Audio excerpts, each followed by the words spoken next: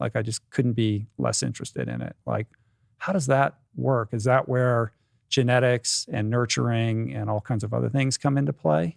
I think we're all going to get addicted to something because now that special key that works for each of our individual locks, it's out there somewhere and the World Wide Web will allow us to find it. Having said that, it is true that people bring different degrees of vulnerability to the process of addiction. We do know that about 50 to 60% of the risk of becoming addicted is genetic. That's based on family studies showing that if you have a biological parent or grandparent addicted to alcohol, you are at increased risk of becoming an alcoholic yourself, even if you're raised outside of the alcoholic home in a non-using home. So that's powerful genetics. It's polygenic, it's complex, we don't fully understand it. It's thought to be related to things like impulse control, ability to delay gratification, emotional dysregulation. But, we don't really know what it is.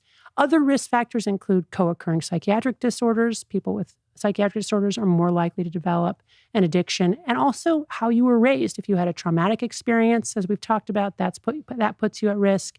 If you have parents who have explicitly or implicitly condoned substance use, either for recreation or as a coping strategy, that puts you at risk. Things like poverty, unemployment, that puts you at risk. So there are lots and lots of risk factors. But I think that the major risk factor in the modern world, and one which is generally ignored, is simple access.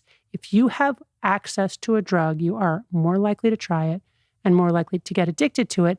And now, as we've talked about, we live in a world of virtually infinite access. Yeah, you say, there's a quote in the book, something along the lines of, there is something that will addict you and it's coming to a website near you soon. Right.